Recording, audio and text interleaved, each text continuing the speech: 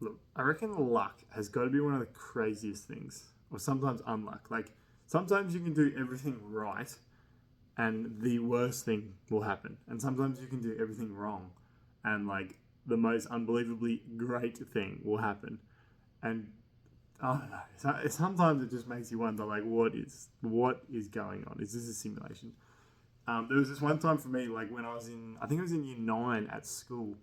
So it was a while ago. I was hanging out with a couple of mates at lunch. It was like a hot day, and so we'd been playing basketball at lunch, and the bell had gone, and we were like coming back in from lunch, and so we had this game where we would.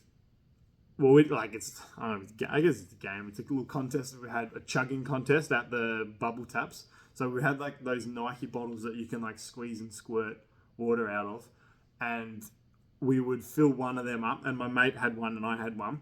So we would fill them up, and then there was like 5 of us. We would all just chug them. We'd have two 1v, like we'd have a 1v1 and see who can chug it the fastest. So I matched up against my mate Roger. And Roger's like, he's a bit of a cheeky fella. He likes to talk a heap of trash. And he was like, I'm going to absolutely smoke you in this chugging contest. Little did he know, I'd been balling out at lunch and I was really thirsty. So, mate, we filled up them bottles, chugged them, and look, Rog, get wrecked. I absolutely smoked him. And he was so devastated that he lost. That he was like, come on, no. And then like, come on, rematch.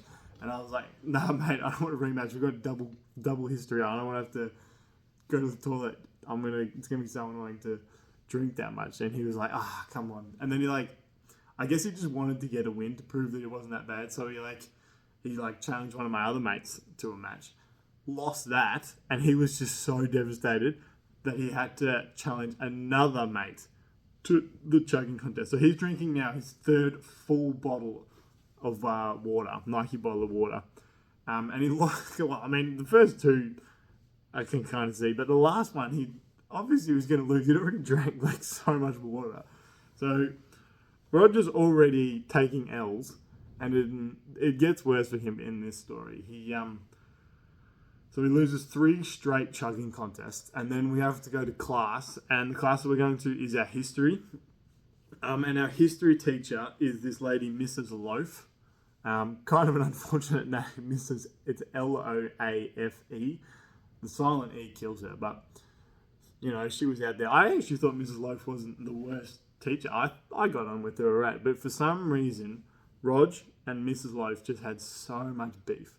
Like, I don't know, they would just, every class, Rog would just be talking, or he seemed to just get moved to a different seat and he would be in trouble. And I don't know if he just didn't do his homework. I don't know if they walked into each other at the hall and words were said, but man, these two did not get on. So as soon as we walk, this is a double lesson, like from lunch to the rest of the day of history. And as soon as we walk in there, me and the boys go to our seat, like at the back where we can muck around. And Rog just gets moved straight away. Mrs. Love's like, hey, Roger, I need you to come sit up the front here because, look, you've had a terrible last couple of classes. You haven't paid any attention. And look, I'm going to move you up the front and let's try and get some work done. And Roger's so annoyed at this. He's like, come on, I didn't even do anything. And she's like, hey, don't backchat me. And so Rog just plods up to the front and plops down. And he's sitting next to this really annoying, teacher's pet girl, Melissa, who, sits there with her back straight and, asks all these questions and takes perfect notes and just really annoys everyone else in the class, I reckon. She's also just kind of weird. But, yeah, and so Rog gets stitched up sitting up the front next to her. And so this is, the class is now just starting. Roger's already up the front and just not happy. And so as the class starts, Mrs. Loaf is I think she's turned around writing something on this whiteboard, which is one of those electric whiteboards. I don't even know if they still have them, but when I was at school, they would be a whiteboard with a projector.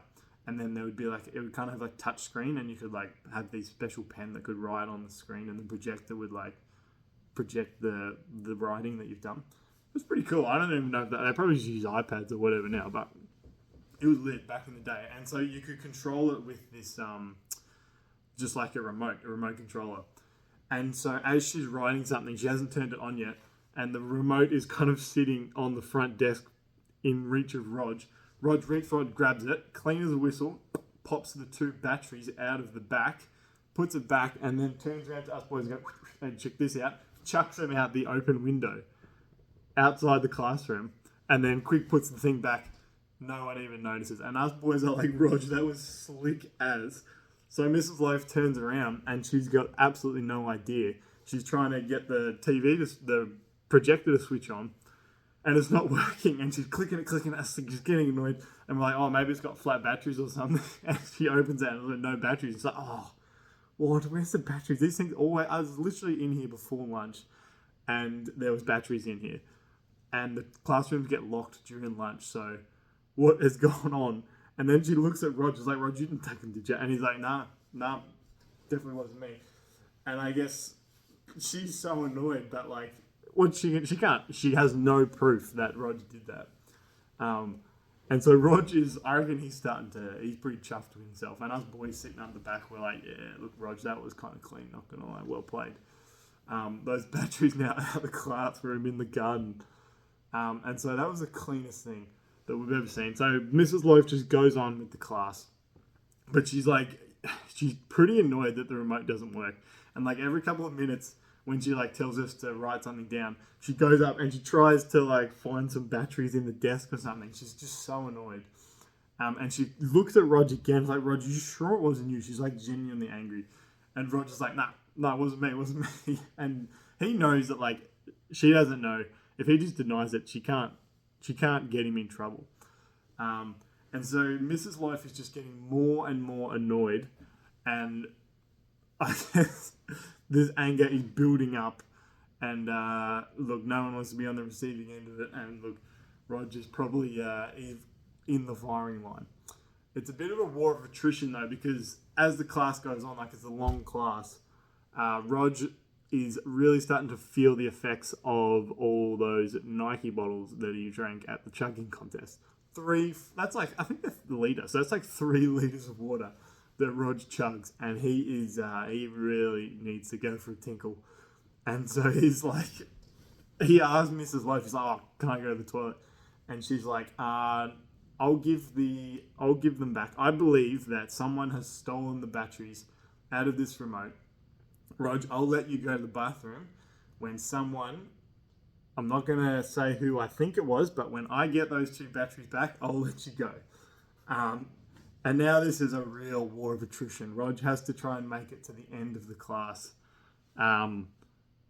without peeing, and which is arguably impossible considering how much hydration he has is brought upon himself. So Roger's getting he's like squirming, and us boys in the back are just loving it. We're cacking ourselves like, oh, Rog, you've really done it to yourself this time. And it's such it's a conundrum of a situation because Rog knows where they are. But she said so after Rog asked to go to the toilet, and he said, oh, well, no, I don't know where they are, sorry. She says, no one's leaving this classroom until those batteries are back. And this is where the conundrum comes in, because to get those batteries back, we need to go out of the classroom. But Mrs. Loaf doesn't know that, and it's just an absolute stitch up for Rog. So, yeah, we thought this was funny as for like the first little bit. We're just cacking ourselves. And then Rog, I think, he's actually getting genuinely squirmy and like, he's not going to make it. And he messages on our computers. He sends us a message. He's like, boys, I'm genuinely not going to make it. I need you boys to clutch up for me. So, look, I consider us good blokes, me and the boys sitting up the back. Me and Rog and all the other boys, we get on well. So we're like, all right, we've had a good laugh. Now it's time to help Rog out. So we've got these computer mouses with, they had like Bluetooth little things that you plug into your laptop, and then we would like play games or whatever. And the mouses have a little battery in them, a little AA battery. And so, yeah, me and my other mate, Darren, we sacrificed the rest of our gaming from the class because we take our batteries out and we're like, all right, we've got to get these to Rog so he can return them. And I guess the plan for Rog is, look, he's just going to have to take any heat that he gets for lying about not taking the batteries, because I think that would be better than wazzing yourself in front of the class. So we're like, all right, how are we going to get these to him? We figure the best way is just when Mrs. Loaf is turned around writing on the whiteboard or something, we'll just chuck them up to him. This is like, it's probably like a 5-meter little throw. And so we're like, all right, Rog, we've got to time this. We message him on the Discord chat. Like, Rog, right, we're going to chuck these couple of batteries up to you. And he's like, yeah, cool. And so next time Mrs. Loaf turns around to write something, my mate Darren, he grabs his battery and goes, and lands right on the carpet next to Rog. Rog quick ducks down, picks it up, clean. And it was the cleanest thing. Mrs. Loaf did not even suspect a thing. 1 battery down, 1 to go. And we were like, right, that was a great execution, boys. But we ain't out of the woods yet. We had 1 to go. So it was just me.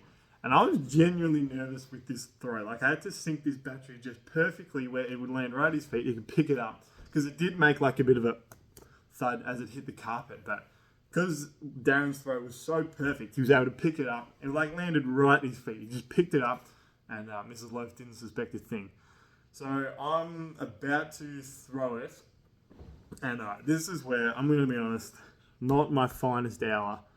My throw, the nerves got to me. Let's be real. I think the sweat in my fingers like made the battery slip out. And it's come way out to the side.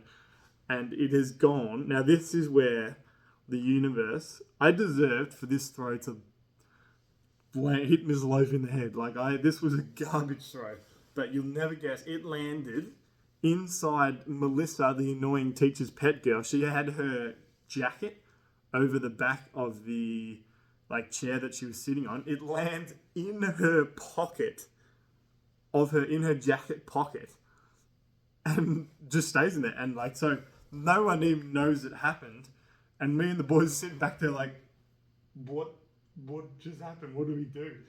And so we were kind of in shock for a second, and like, right, message Roger on the computer and say it's in her pocket. And then like the brilliant idea comes into his mind of, well, I could frame Melissa. She's like, yeah, this would be huge. She's kind of annoying. It's a bit mean, but sorry, Melissa. I'm sure she's fine now.